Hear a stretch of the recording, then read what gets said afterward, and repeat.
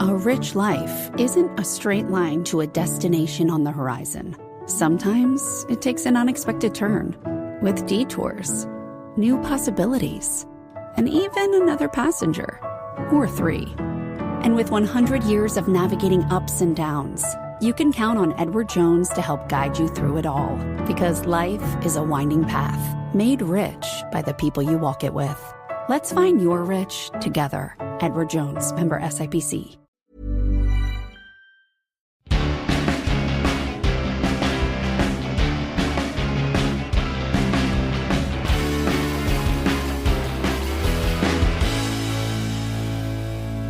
Welcome to Shooby Dooby Doo-Up, a podcast where we talk about pop music, specifically by deep diving a randomly chosen UK top 10 singles chart from the past.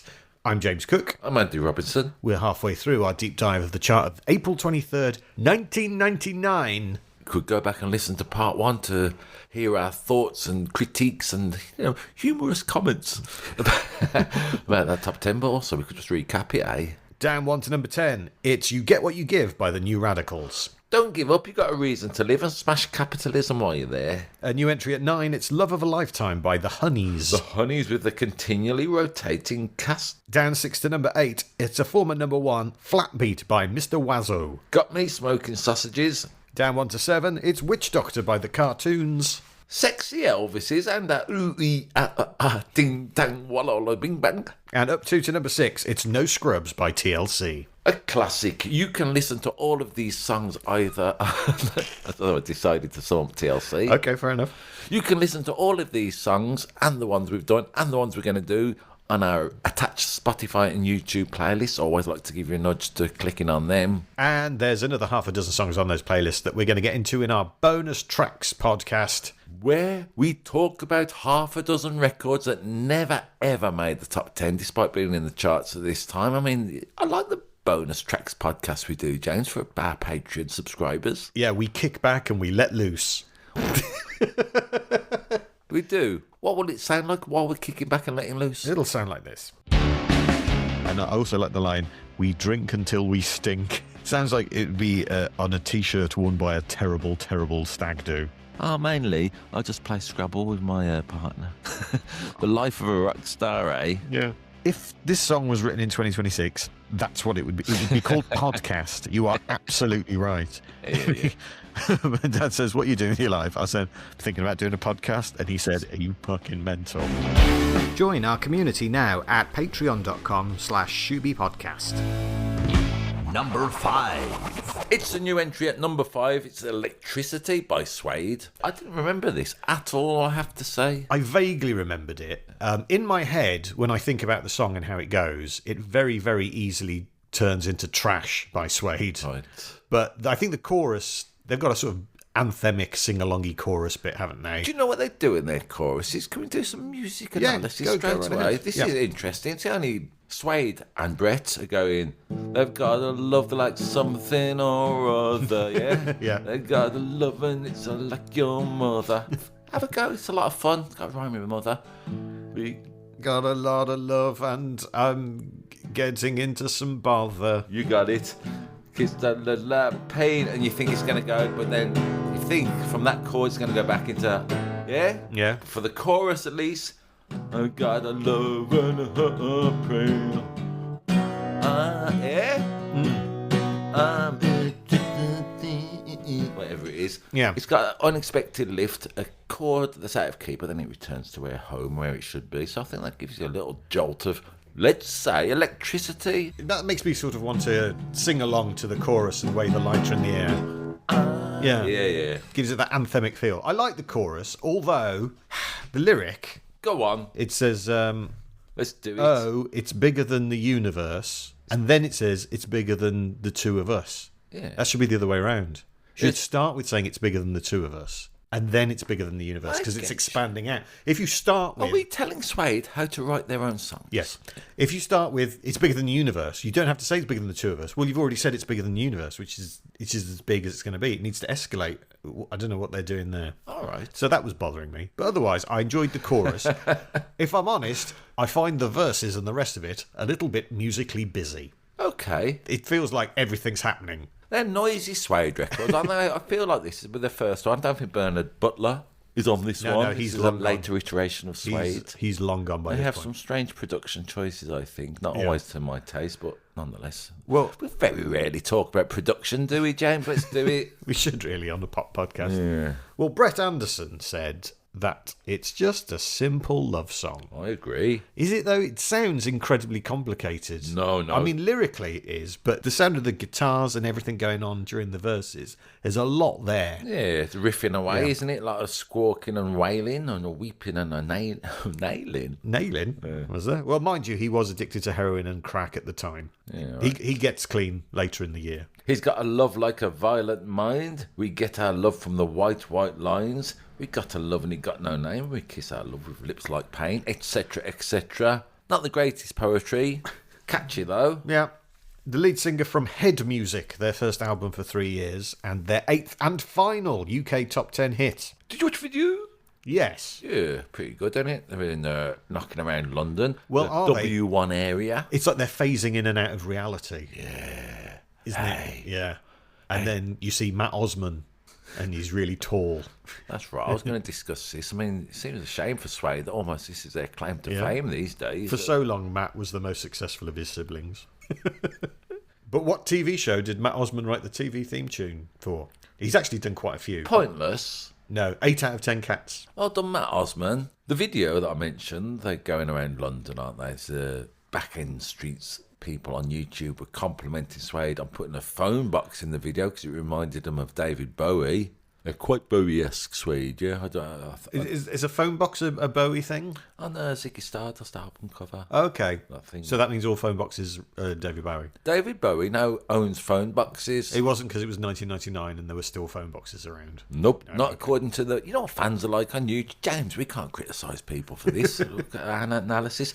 While I was watching a Top of the Pops video of him singing it, the heading was The London Suede. They had to change their name, didn't they? Because there's already a band called Suede. In America. Who used to manage Suede? I could barely manage listening to him. Who did? I'll give you a clue. We mentioned him obliquely in part 1. Marilyn Manson? No. Was it the fellow who tried to chat you up nasty Nigel No. Lithgow? Who was it? Ricky Gervais.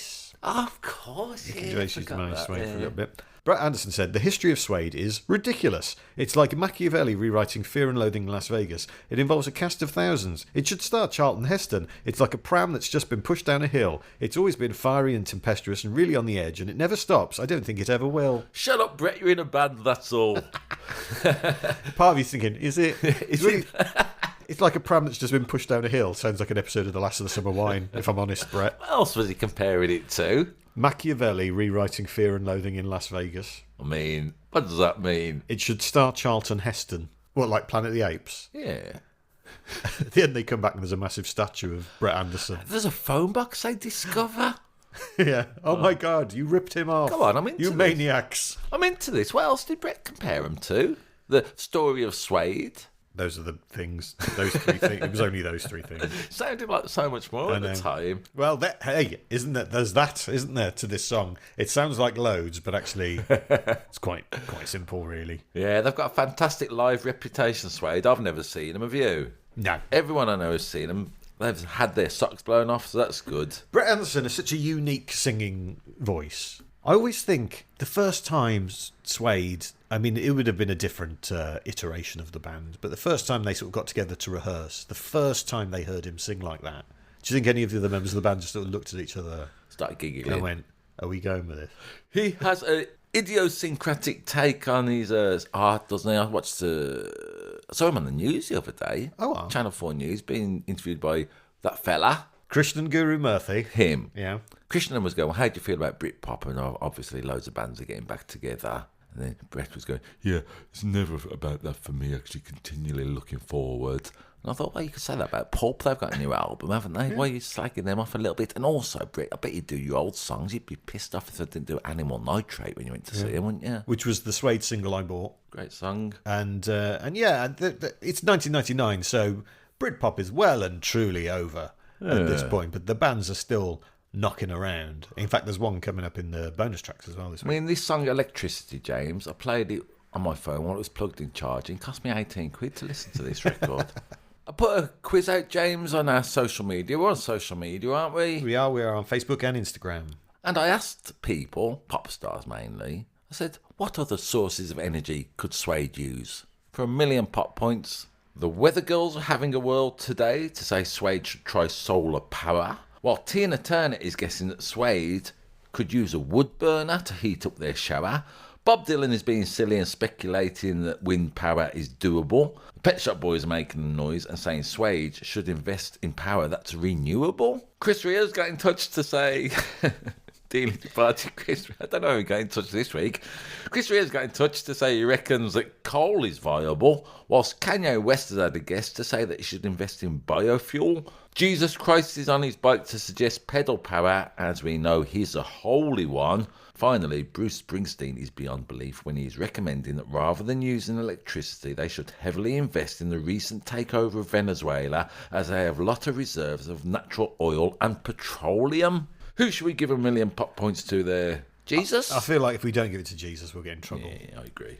You mentioned that Bernard Butler's long gone. Do you know who the guitarist is at this point in Suede? Nope. Richard Oakes, who took over from Bernard Butler. What was notable about that when that happened? I have no idea. Richard Oakes was only 17 That rings when he a joined the distant band. bell. And the first gig he ever went to was... If he was 17, 99, he probably went out his 12th. So he went No, he was 17 when he joined Suede. Okay. In about 95. Go on.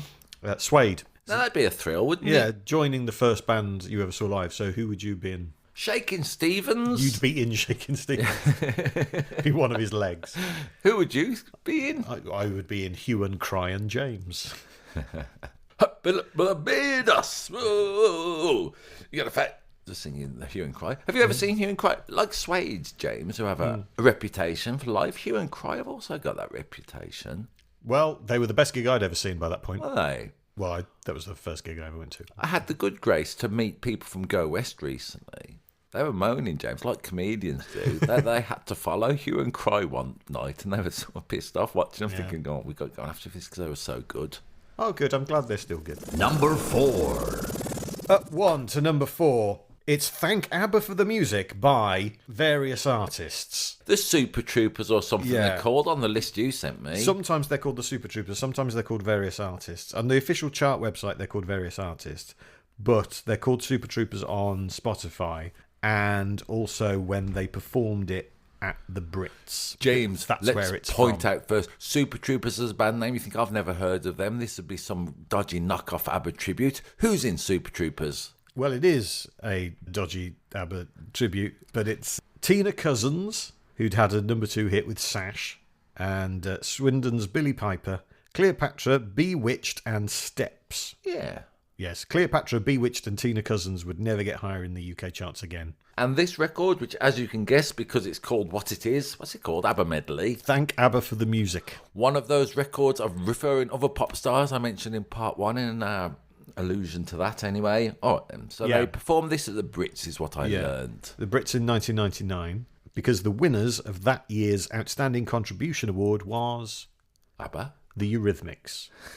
Although Bjorn was there to present Best International Group to the cause. Wow. So maybe he's coming along. Should we do a medley of Eurythmics hits? Nah. Well, let's do ABBA ones. What are the songs they do? I can't remember. Take a Chance on Me. Yeah. Dancing Queen. That's it. Mamma Mia. Yeah.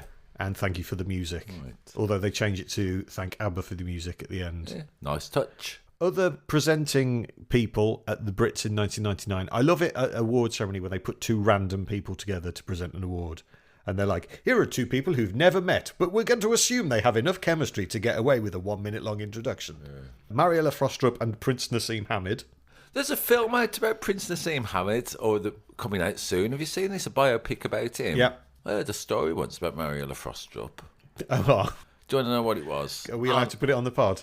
She had a... You say it and then I'll You decide. bleep it. Yeah. And then Mariella Frostrup, according to rumour that I heard in the 90s, she had a... How big was it? Who knows? Anyway. Email us in, try and guess that word. Also presenting pairs at the Brits 99, Kylie Minogue and Lee Evans. Really? Together at last. And the then Miss World... together forever. Mr. Grimsdale.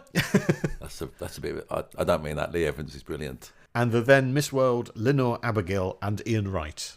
I mean, this ABBA medley, James, it's a solid part of pop music, isn't it? Yeah. It was only last week we were discussing Jive Bunny, but I cannot watch an ABBA medley, especially this one, and not think, I wish Alan Partridge was doing this. Yeah, unfortunately not.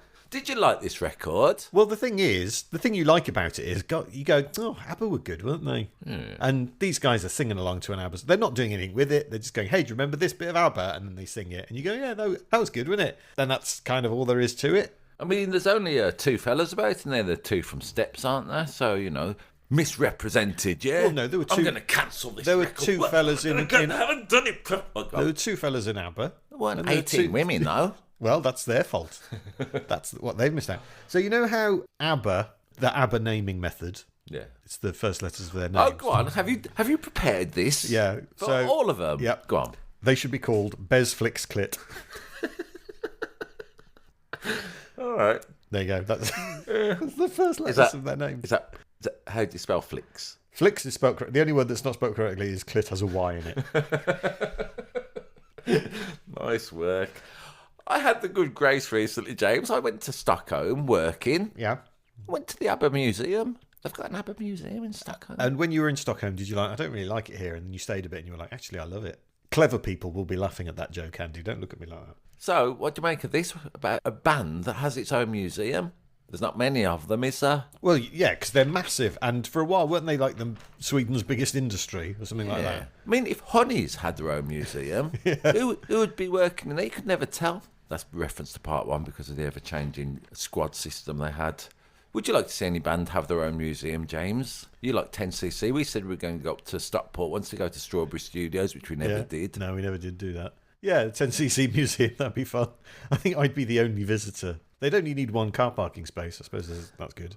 Have you ever been to any Beatles museums or anything like that? No. Have you ever been to any musical landmark which that used to be operating and now is just there so people can go and gawp at it? I've gone and looked. Go on. I went to look at where the cavern was. Yeah. Bit down the street. Yeah, to see the plaque and the statues. I've seen that stuff. Did you go around other parts of Liverpool to look at other Beatles memorabilia? No. You're not that bothered, are No. you? If they're there, I'll have a look. My favourite place I ever went was the toilet that George Michael was arrested in. Oh, well. Yeah, they should make a museum out of that, shouldn't they? Oh, yeah, you've said that, haven't you? What would they sell in the George Michael gift shop? Well, all the money would go to charity, we know that much. Yeah, right. At that Brits, where they're all performing, Billy was nominated for Best Female, as well as Breakthrough Act, alongside Cleopatra and Steps. Billy's in the top 40 with Honey to the Bee as well, should point that out. As are Bewitched with their former number one, Blame It on the Weatherman. Who were they all beaten by for Best Breakthrough Act that year? It's quite notable. In 1999, Robbie Williams? There was controversy about it. No, he was winning like the main awards. course. Best Breakthrough Act was won by Belle and Sebastian. Now, you've talked about this before for both being boring. They had a competition against Steps, didn't they? Yeah, and online. it was done. It was like the first ever online vote, and the Belle and Sebastian fans were much, much more tech savvy than the Steps fans. That is me applauding Belle and Sebastian fans. Well done. Bewitched were up for international breakthrough, but they lost to Natalie Imbruglia. Ah, yeah. I mean, it's fine. It is what it is. It's, hey, ABBA are good. And you go, yeah, they were. Well done. It's a Brit-sponsored one for the mums, isn't it, this, I'm going to say. It's all right, a medley. And dads. Yeah, of course, well, especially with 18 women and only two fellas. We should thank ABBA for the music. Thanks, ABBA. Fabba. Number 3. It's a non-mover at number 3. It's My Name Is by Eminem. Yeah, where he doesn't say that his name is Eminem, even though his name as the credited artist is Eminem. All right, then. He says his name is Slim Shady. Haver of Hands on YouTube. He's got a good comment. He says, dogs equals woof woof. Cats equal meow meow. Slim Shady equals chicka chicka. It's a big part of the record, James, is chicka chicka. My name is what? Let's do the pub quiz fact that some people know. Maybe you already know this as a cultured listener. Who plays piano on My Name Is? Little and Large. That's right. Something like that, isn't it? Yeah. Some early 80s British entertainers of some kind. Go on, do it. You know this. Black Lace. No, not really. Because it samples I Got The by Labby Sifri, which features us session musicians, Chaz and Dave. It's worth mentioning. Off of Chaz and Dave. That's the thing. I think a lot of people know that about this Eminem record. Let's do some things people don't know. Did you know that Labby Sifri held off on okaying the sample unless Eminem expunged some sexist and homophobic lyrics? Did he? Yes. He didn't do a great job of making sure that happened then, because it's all in there, isn't it? Well, Eminem just sent him a version with that bit cut out. And then released the other version anyway. Did he? Yep, sneaky. Well done, Eminem.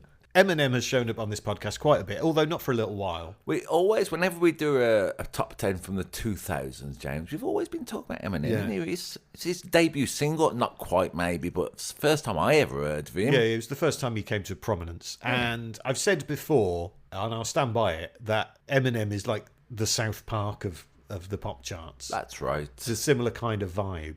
And South Park sort of first came out in 98 as well, so they sort of originated around the same time. And in the first line of this, pretty much, he says, "Hey kids, do you like Primus?" And Primus, of course, do the theme tune to South Park.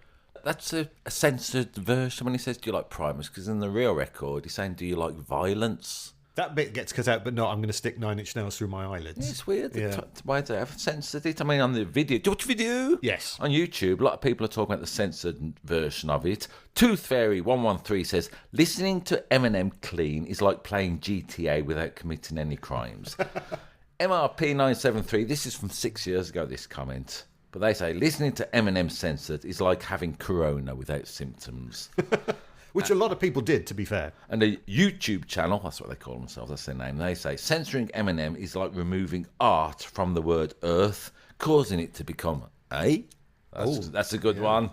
I thought it was going to say removing art from Garfunkel, but no, that was much better.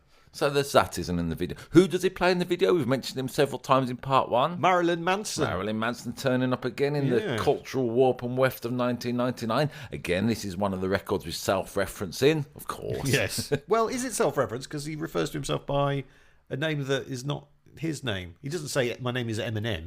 He says, my name is Slim Shady. But his name isn't Slim Shady. All right, this is but the character is. This is a good comment then, bearing in mind what we've just pointed out. Energy 67 says, my top 5 favourite rappers are Eminem, Slim Shady, Marshall Mathers, B-Rabbit, and the white guy from D12. Hey, wait a minute. I love this record. It's got all the tropes you'd expect from Eminem, comments on popular culture, self-aggrandizement, tied in with self-hatred, all really delivered with lots of skill and joy and certain joie de vivre. Watching it with the video makes the song make a lot more sense, I think, than if you just heard it on its own. Oh, his greatest videos are all them funny videos he did for things like Without Me, even Houdini. Hilarious, his videos. He's like a proper jester in the sense, the jester is the person who can say whatever they want, no matter how profane and ridiculous, as a sort of pressure valve for society. And I think, you know, that's when Eminem's being the best version of Eminem, is when he's doing that. Although sometimes I do think, if you keep going on about how much of an arsehole you are, does that mean you get to be an arsehole? I'd say, yeah. As long as you know, it's fine. Not as long as you know, but there's something about it. All right, let's get pretentious. Eminem, he is not afraid of illuminating his shadow side, is he? He puts it out there. I watched a little video after I watched the video to this one where he's saying to somebody, Jonathan Ross or someone interviewing, how do you feel about slagging people off? He's going, I'm not really slagging off. I don't know. I've never met him. I'm just commenting on where they are in culture. And I think his antennae are finely tuned for this kind of stuff. This is the first time I ever saw and heard Eminem. Bearing in mind, you might be sitting through the Honeys or Abba medley. There's something shocking about it, isn't there? To be so high in the charts and to slap us round the face. Which of the lyrics cost Eminem $25,000? I don't know. My mom smokes more dope than I do. Because his mum sued him. And they settled. Yeah, all right. That's good, isn't it? That doesn't happen very often. We've never said that before when we're discussing music, that you get sued by your own mama. It was one of those records, it was so unique sounding and so different to everything else that it became a sort of cultural icon. It was a meme before there were memes. Yeah, I agree. And people would, anytime someone said, my name is, in any context, you want to go, Slim Shady. Yeah. Thanks, Eminem, for your contribution to the panoply of pop. Number 2. Up to a peak of number 2, it's Turn Around by Fats and Small from the brilliantly named album Now, Fat's What I Small music. Is it? Yes. Oh, nice. Well done, Fat So Small. We appreciate that. I mean, nonsense. Fat with a PH. Yeah. That's such a late 90s thing, isn't it? A bit like when we mentioned honeys in part 1, spell it with a Z, everything's good. Who was Fats? I don't know. Jason Hayward was Fats. And who was Small? The other fella. Yeah, Russell Small. Which one's the singer? Well, neither of those. These are the two DJs behind the songs, Fats and Small. Who's the singer then? Well, hang on. Well, when you say who's the singer, who do you mean? On the video. In the video, who's miming in the video? Black guy? Yeah, that's not the singer on the track. No. Well, it's a bit of a grey area. He appeared on the other records, that fella. He He did. sang on them. Yep. Oh, God, Well, this look- is intriguing. So this song is basically, it's two songs sampled together. It's a mashup, essentially. Let's do it all the way through, James. It's... That's kind of the chords. Yeah. Hey, what's wrong with you? And then you go, thinking over. All them sort of things.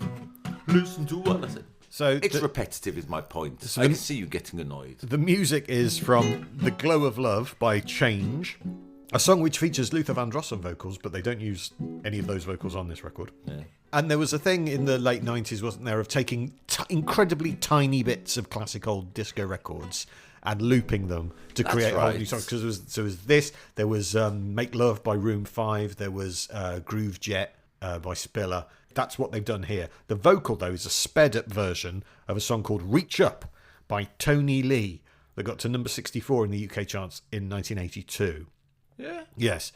So in the video, the guy who's singing it isn't actually singing it, although when they do it live, He sings it then. He does sing it then. Okay. And he sings on their other stuff. Oh, that makes sense. Yeah, he's called Ben Ofodu. Who was he surprisingly engaged to? All right. I Oh, learned you know this. I learned Oh, you this on figured this YouTube. This is a comment from 10 years ago. Imported Music says, just FYI, the black guy is banging Vanessa Feltz. I mean, that's one way of putting it. And then 9 years ago, someone pops up to say Fats is now married to Vanessa Feltz. So that's... But he's not Fats, you're saying. No. Fats is just Jason Hayward is one of the two DJ blokes. I never knew that. Yep. If only for that alone, James. How long have we spent doing this? I am grateful for that bit of information. So he was engaged to Vanessa Feltz, and as a couple, they appeared on Celebrity Wife Swap, Of course. where he spent a week with the lovely Debbie McGee. But I imagine the focus would have probably been on the house with Paul Daniels and Vanessa Feltz in it. He has been on Nevermind the Buzzcocks 4 times. Twice as a panellist. Who, Ben? Yeah, and twice in the ID parade. I used to do once for Nevermind the Buzzcocks. I think I remember one of them. He's been in the Identity Parade twice. Twice as a panellist. Blimey. Nonsense is of its time. I learned some good stuff about Ben. Horton Ritchie says, I'm an Uber driver in London. Yesterday, this guy was in my taxi. Very positive and smiling person. 1 hour trip with him. A lot of fun. Yeah? Yeah. Then Salatha pops up to ask a pertinent question. Did you turn around? You've got to turn around. Got to. It's uplifting and happy, this record. I didn't like it at the time and it annoyed me a bit this week, but that's my only personal predilections. That doesn't mean anything. Because of the use of all the samples and stuff, Hayward and Small only made about 5k each from this song, despite it being a big hit. But they went on to have other hits. I mean, it reminded me a bit of the spirit, the advice, if you like, from New Radicals, which we featured at number 10 in part 1. It's a song of optimism, isn't it? A lot of people on YouTube were saying it really helped them with their depression, so I'm not going to dismiss a record that provokes that. Yeah, but the first line is, hey, what's wrong with you? What's wrong with you? Oh, how long you got, mate? You're looking kind of down to me. This is your first time as a therapist, isn't it? All right, then. Well, this is an important question to ask at this point, James. Did you watch the video? What's the main takeaway from the video? It's the one where they're in the record shop and they're having a lovely time. Yeah. And when they're at the record shop, they're in Brighton. Yeah. No? You don't remember it? What happens? Chris Eubanks in it driving his truck. Oh, is he? Oh, because he had a massive lorry, didn't he? Yeah, so and then he conveniently lived in one of the cities with the narrowest streets in the world. So he's in it a lot, driving around, messing up the planet, even in 1999. Should we blame Chris Eubank for the breakdown of society? I think that's harsh. Yeah. Didn't he buy himself the title of Lord of Brighton or something like that? I think so. Yeah. He's a madman. Fats and Small, they say this is a song about being on the dole and turning your life around. We're sort of on the dole, James. It feels like it. Well, we've got the time to do this all of a sudden. Yeah, let's turn our life around. Hey, what's wrong with you? Gout. I'm going to sing a good song, James. Mainly just I feel, and what way we talked about in the breaks between part one. Hey, what's wrong with you? You're looking kind of down to me. And you continue to do that. You know why? Why? Because you've got to edit this. Oh, yep. So, have I rung a bell? Yep, a little bit. The UK's number 1. It's a non-mover for the second week at number 1. It is Martine McCutcheon with Perfect Moment. This week's number 1, Jane. So we've had, in this chart, we've had a lot of glimpses into the future, haven't we? We've had the sort of the dancey records, we've had Eminem do it with his debut, and then we have this, which feels a bit of a throwback. It's a cover version. It is a cover version, originally recorded by Poland's Edyta Górniak in 1997. Did you listen to that version? Yes. Great, isn't it? Yeah. Yeah. Sounds a bit like this. Yeah. I dismissed this at the time. I think it's a beautiful song, this, James. It's fine. It's got a key change in it. The one record with a key change this week, so that's good. I've got info about Edyta Górniak. Do it? Of course I have. She had been Poland's first ever Eurovision entry in 1994. She came second, which is still the Polish record. And she finished third in Polish Dancing with the Stars in 2010. Who behind and who in front of? I'd love to see your take on this. You can do it. I've got one. Behind eventual winner Olympic vaulter Monika Pyrek. Who wrote this song? Do you know? No, remind me. Wendy Page and Jim Marr. I didn't know, my apologies. Who are they? Formerly of the band Skin Games. They'd also write another number 1 around this time for an artist we mentioned a little while ago. No. They were in the Abba medley.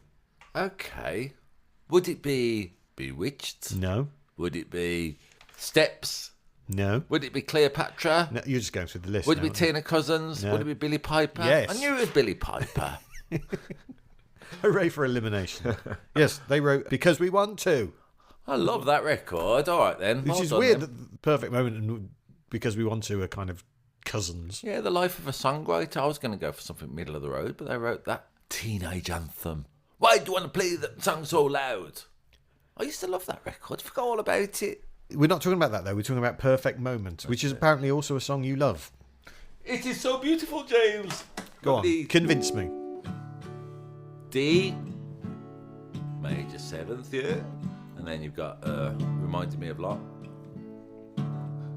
This is my moment where I make editing even longer. So pretty, goes on a bit, like say on the original by Editor. There's not a key change, so Martina thinks I'm going to chuck one in. Martine, isn't it? Not Martina. My apologies, Martina, I got it wrong. Well, that's showbiz. Susan Stevens says, why Martine didn't go on to have a brilliant singing career, we will never know. Well, she kind of did and she didn't. She went on to do lots of West End stuff. We should mention it, James. She came to prominence being in EastEnders, didn't she? Yeah, I mean, she did some other stuff before then as well. When she was 12, she was in an American advert for Kool-Aid. When she was 13, she acted in a TV show called Bluebirds alongside Barbara Windsor. And she was in a girl group called Milan when she was 15.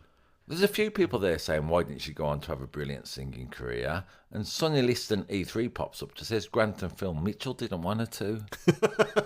Yeah, so EastEnders, she plays the character of Tiffany Mitchell, eventually, because she marries Ross Kemp, which is Grant. How do you know all this? It's from you're not even looking at your research. This seems to be in your knowledge. I used to watch EastEnders in the 90s, so I'd have a vague recollection. She died in EastEnders, didn't she? Yes, she said she wanted to basically... Sorry if you've recorded it all or you got box set and I've spoiled it for you. I'm only up to Wilmot Brown.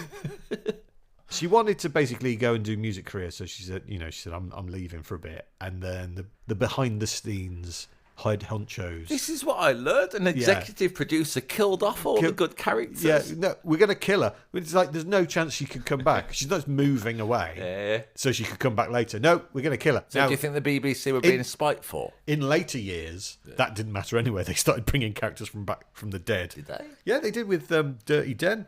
And He then, only fell in a canal. I know that. and then Why do I recently, know that? recently Pat Butcher was back in it as a ghost. It's gone. I haven't watched it for 25 years, but yeah. So they killed her off. Do you know who killed her in the show? I'll tell you what. I'm not going to tell you, but I will say this: they're going to show up in the bonus tracks. Ah, great. Spoilers. We'll find out who killed Tiffany in the bonus tracks. I mean, episode. what more do you need to commit some money and time to this? She'd have 4 more UK top 10 hits, Go on. and then she would. What movie would she appear in? Oh, the Perennial Christmas Love favourite? Actually. In Love Actually. Do you like that film? IMDb rating 7.5, which seems about 7.5 points too high, in my opinion. No, you're not feeling it.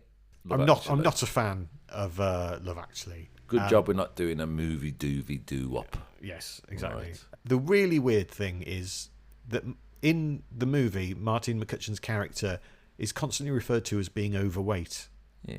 And you go, she demonstrably isn't. stupid. What the hell is going on? Another bit of sexism from the pen of Richard Curtis. If you've ever seen the film The Boat That Rocked, you'll know. Have you seen that film? No. I mean, he's lauded, isn't he, Richard Curtis? But I'm going to say his attitude to women. Yeah, sometimes. Yeah, I think so. XKYX on YouTube says, I read her autobiography and a ton of it read like an advert for this song. So, Well, yeah, it's a big deal. She would have released an autobiography quite young, I should think. So she goes off to Hollywood after that to have a big movie career. It doesn't work out for her. She does do lots of West End acting and things, but in 2013 she was declared bankrupt. In 2016 she was declared a loose woman. She started appearing on the TV show Loose Women. And in 2021 she finished 10th as Swan in The Masked Singer. Now, who did she finish in front of and behind? She finished behind Glenn Hoddle, but ahead of Mel B and Sophie Ellis-Bextor. Very good. What's going on there? What's going on, my singer? To me, I find this a little bit too saccharine. It's a little bit too wet lettuce for me. Loads of people on YouTube are saying this was played at my wedding. So it's got that feeling to it, hasn't it? There is a bit of that. We like a song that soundtracks, stuff like that. Although this is my moment at a wedding. It feels a bit bridezilla-y. Righty. Chris284LG says, one of the best songs ever recorded, Perfection. But to counterbalance this, Ben Kirkham says, on my way to hell, this song will be playing on the escalator as I descend. I liked it, James. I thought it was a really pretty song. I dismissed it at the time.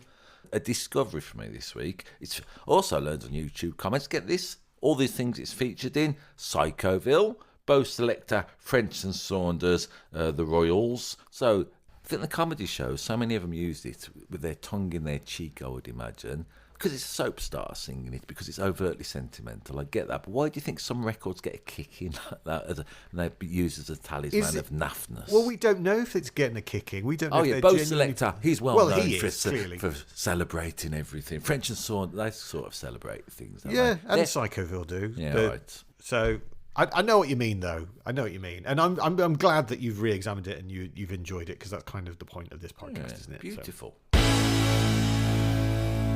Well, that was that top 10, James, from 1999. What do you make of it as an overview? There's a lot of different stuff in it, and there's quite a lot of variety, which is always good. I mean, let me have a look at the list. Let me see. It's very important to look at the list, James. I'm Yeah, also I'm going to be asking you your favourite shortly, so I know what you like. Have a good, long, hard think about it, and don't let the millennium bug stop you. Okay.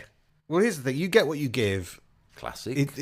Is it overplayed now? Is it played too much? I don't know. Is it a delight? Let's say when it pops no on? and give everyone a nudge towards YouTube playlist Yeah. and Spotify. No Scrubs is great. Of course. You know, My Name is very notable. That's the 10% I bought way back, James, at the beginning of part one, so I'm always going to love that record. What's your favourite?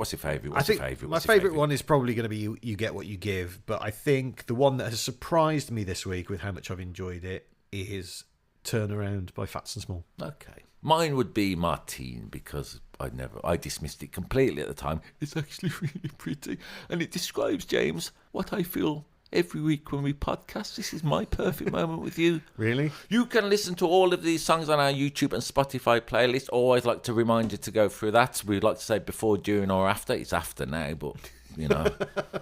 Unless you've got some kind of time machine. In which case, you could just go back to 1999 and listen to them in the context of the time. That's what I'd do if I had a time machine. I can't think of anything better use of a time machine than going back to this week to listen to the top 10. With headphones on and then immediately come back.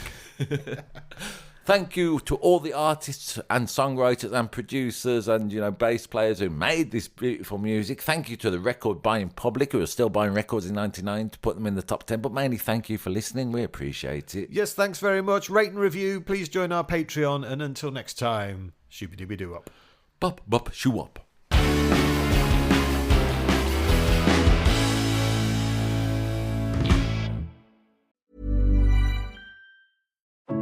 What does it mean to live a rich life? It means brave first leaps, tearful goodbyes, and everything in between. With over 100 years' experience navigating the ups and downs of the market and of life, your Edward Jones financial advisor will be there to help you move ahead with confidence. Because with all you've done to find your rich, we'll do all we can to help you keep enjoying it. Edward Jones, member SIPC.